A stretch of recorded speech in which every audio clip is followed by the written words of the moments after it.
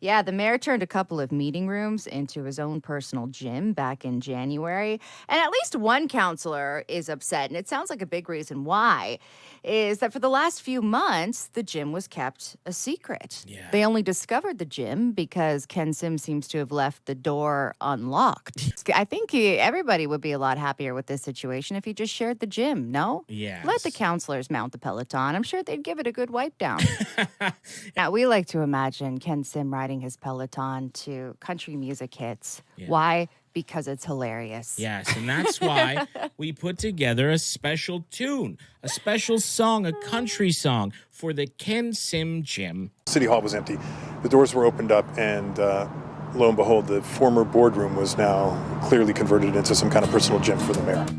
Not a place for city debate. You can basically hear through these walls. Shut your mouth and pick up a freeway. This place doesn't sound You good. can't get a permit here or try and get Bill passed. But you can do some squats and get a firm arrest at the Ken Sim Gym. Oh, the Ken Sim Gym. You won't do any business down at City Hall, but if you are cool, maybe Ken will let you ride his Peloton. Seems like this was done in secret. No, not at all. Look, the reality is we've invited everyone to use this. People play politics. At the Ken Sim Gym. Oh, oh, oh, the Ken Sim Gym. A mayor in a small town in Ontario has gone absolutely viral after proclaiming that she can't afford to buy a house in the township that she's the mayor of. I do live at home with my parents. Despite earning around $90,000 a year, she can't afford a home in the municipality she leads. Living in this region is really not attainable for a young professional who has university debt, and I know I'm certainly not alone in that. Okay, which town is it? It's called Wilmont Township, just outside Kitchener-Waterloo, Ontario. And she can't afford to buy a home in a town that none of us have heard of. The average home there sells for just shy of $1 million. What kind of world are we living in? It's wild. So because of that, she has to live at home. With her mom and dad. She lives at home with her parents. She's the mayor of this town. This is where we're at, by the way. Can you imagine her poor mother? She gets a knock on the door, opens the door, some dude there. There's a pothole in front of my house. I need to speak with the mayor daughter. The mayor daughter? Get the mayor daughter out of the basement. I imagine it's even worse than that. Her mom's like, hey, mayor daughter, can you come down here and empty the dishwasher? No, because I am the mayor. I am your daughter, but also the mayor. Do you want to keep the trees in your backyard, Mom? Because that's up to me. I'm the mayor. French Catholic priests are going to be forced to wear QR codes from now on. Do you want to guess why? I have a guess, and I really hope this isn't the case. Say it. Guess. Is it to tell people whether or not they're sex offenders? Ding, ding, ding. Stop. You are correct. It is to tell whether or not they are sex offenders. It's come to this? What, they got it on the bottom of their shoe, like Little Sonic? No, not like Little Sonic. No, it's going to be attached to their waist. And Stop. Yes. Really? Yeah, no, it's attached to their waist, where their frock is, or whatever that gown is that they wear. It's going to be around the back, hanging off of their waist. It's a 3-color system, just like your traffic lights, red, yellow, and green. There should be no yellow. No. Am I alone in that? There's no yellow in that situation. Biden was adamant that he wasn't going anywhere. What's Joe Biden going to do? Is he going to stay in the race? Is he going to drop out? Here's my answer. I am running, and we're going to win. I'm not going to change that. You know, this is going to be the first time in 48 years without a Bush, Biden, or Clinton in the mix. Bush, Biden, and Clinton sounds like an attorney's office that specializes in slip and fall lawsuits. We got Daryl $148 million when he fell in a Target. We can get you money as well. Yeah, has Trump commented yet on Joe Biden stepping down? You know, I have to just interject. If you would turn off those cameras, because I don't want this. See the screen up there of me? That's very severe, that comb over. That's a severe sucker. What's with that one? It looks okay from the other side. But that is very severe. I apologize.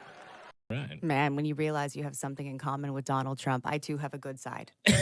What do we have here? Do we have any more audio? Well, there's a lot of speculation out there about what actually happened because according to a lot of news sources, Biden told his staff on Saturday that he was in the race, and then again Sunday morning that he was going to stay in the race.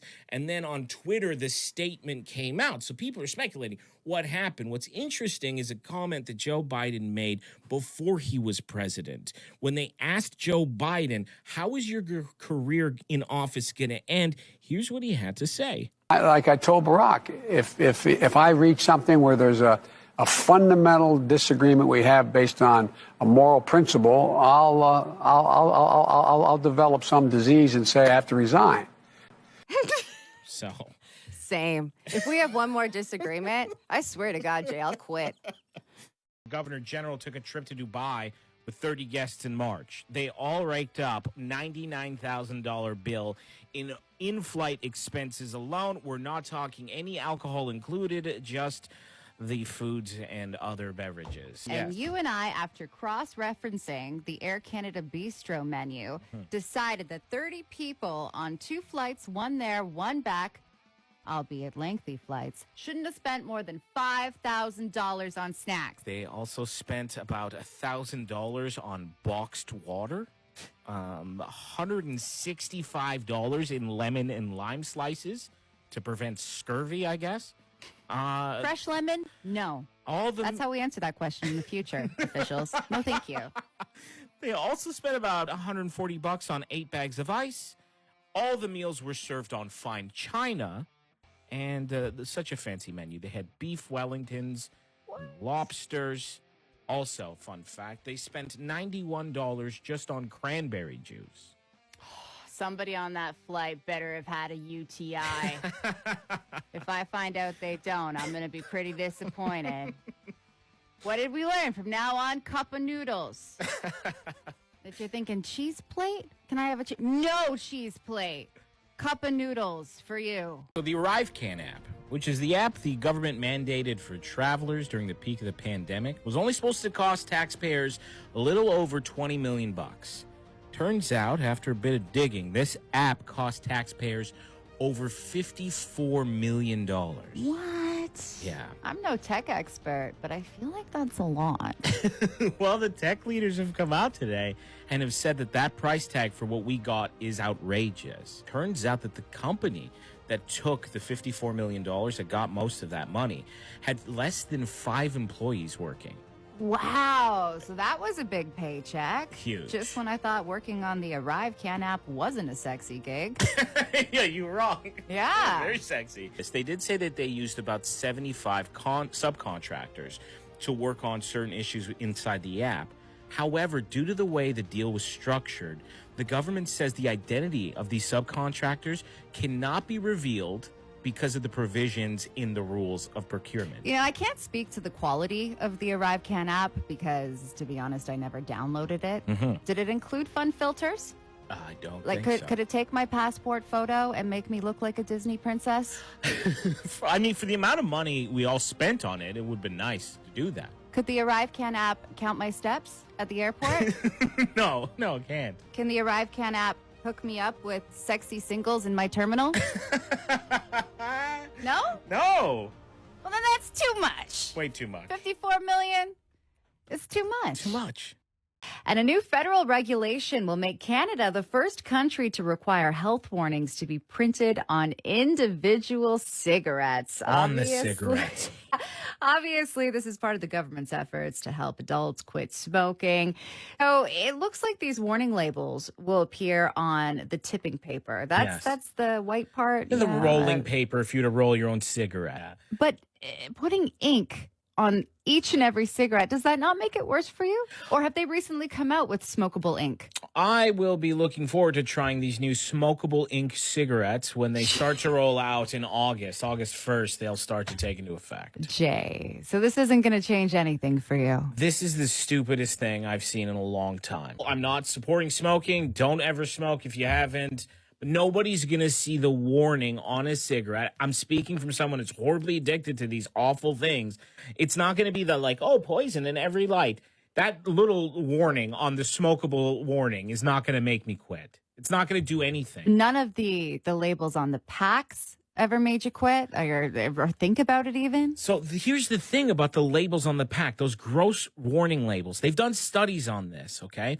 And for instance, one of the warning labels is this like gangrene foot, this decrepit toe. Now, the first time you see that, it might cause you to reconsider your smoking habits.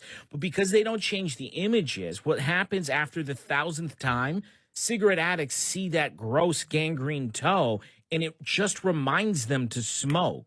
It doesn't help. Even the moldy mouth? Even the moldy mouth, yeah. Wow. You see the moldy mouth and you're like, oh, can I have one of those? Nothing like a morning coffee and a moldy mouth. Yeah, it's not Nothing like a long drive and a moldy mouth. You know what I like after sex? Moldy mouth. A moldy mouth. I got a flyer here for an evening with Justin Trudeau. He's going to be at the Fairmount Hotel in Vancouver tomorrow at 5 o'clock. An evening with Justin Trudeau. What is he going to do? He's going to play cello by candlelight? No. The flyer says, join us for a unique in-person event with Justin Trudeau as we look at the next steps in our Liberal government's work to build a better, stronger, and more resilient Canada. Why does that sound like it's a sneak peek of what's to come for our country? It reads like that. I right? don't feel like something like that should exist. It sounds like join the government fan club and you can know. You can know how we're going to fix this situation. Yeah, and there is a price to join that club because tickets to this event will cost you $1,700. What?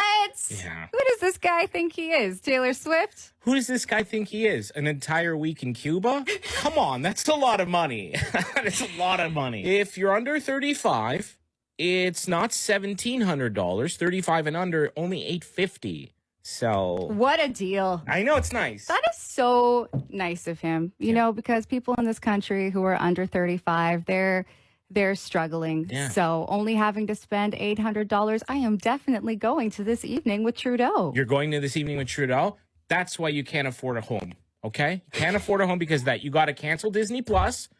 You got to cut down on the avocado toast, and you got to stop going to evenings with Justin Trudeau.